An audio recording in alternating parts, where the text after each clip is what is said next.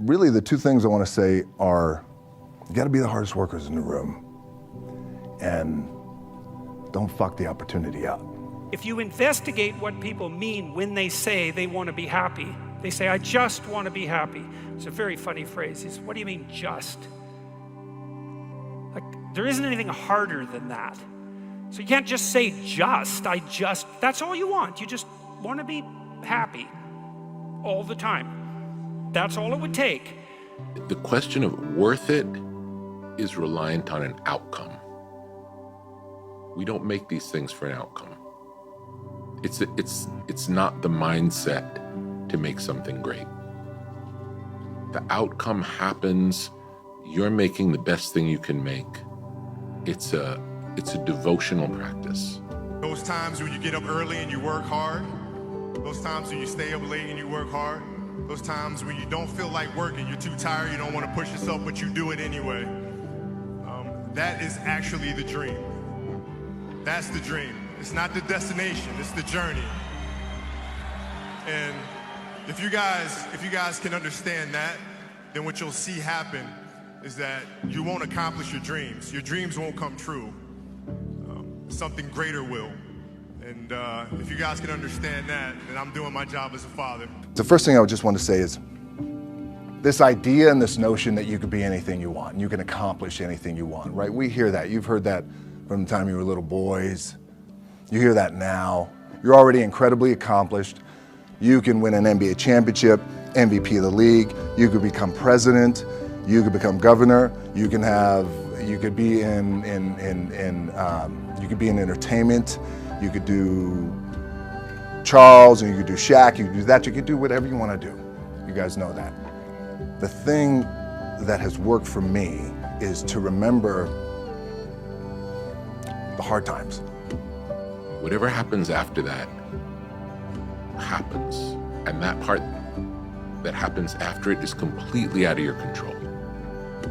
Putting any energy into that part that's out of your control is a waste of time. All it does is undermine your work. Your work is to make the best thing you can. So any thought you have about outcome undermines the whole thing. Fail big. That's right. Fail big. Today's the beginning of the rest of your life, and it can be very frightening. It's a new world out there. It's a mean world out there, and you only live once. So do what you feel passionate about. One of the most important things, never, ever quit. Never quit. I don't know if it's an ability or if you have it, just you can't quit.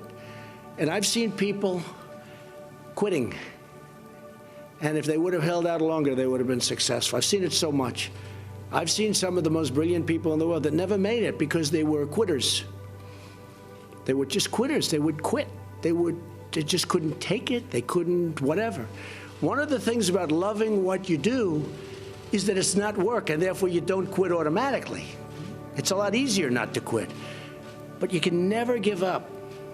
That's the only way you ever get where you want to go. You have to take a path that's dangerous, and most people want to take the safe path. And the safe path leaves you stuck in quiet desperation almost every time. It's hell. The thing is with me is I don't give a fuck. I don't give a fuck. I don't give a shit what anybody says or what anybody thinks. I have this mindset. I know exactly who the fuck I am. I have my circle of people that I hang around with who know me and know what I'm about and whatever. And anybody else who doesn't like it or doesn't want to, fucking bad. A person's strengths are often their biggest weaknesses. And so that also means that their weaknesses can be their strengths. The emptiness in your life isn't because you don't have enough rights. You have all the rights there are. You have more than you should. And it isn't because you lack consumerist options. You have Amazon and pornography, man. You can get whatever you want whenever you want it. And if that's still not working, well, what are you missing? Well, maybe you're missing the opposite of that.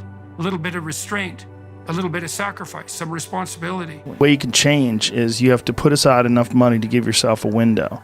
And then you have to have a plan. And you have to spend all your waking hours outside of whatever shit job you do planning your escape.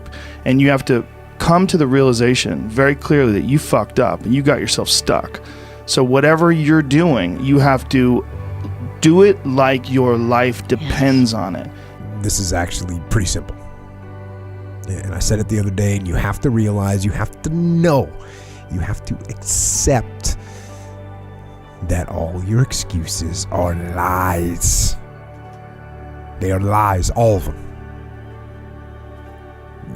Think about the things that you tell yourself, the lies you use to rationalize taking the easy road.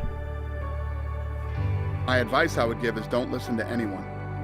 Everybody tells you. Yeah, that's the best piece of advice. Right? Don't listen to me, don't listen to anybody. Don't listen to anyone. Everybody's full of shit. Nobody knows you or what you're capable of doing. And here's the reality. The hardest thing in life is figuring out who you are and what you want to do for the rest of your life. It's a big decision. I'm very blessed and lucky. I always knew who I was and exactly what I wanted to do. And once you figure that out, you wake up every day and you work toward it. That's what you do. It's impossible for you to fail if you know who you are, what you want to do, and you wake up every day and work toward it. But if I'm feeling bad, that doesn't mean I'm doing bad. That doesn't mean I am bad. That doesn't mean that I can't still take some action. Because, yeah, nothing changes and nothing changes, man. You know, we'll sit around forever.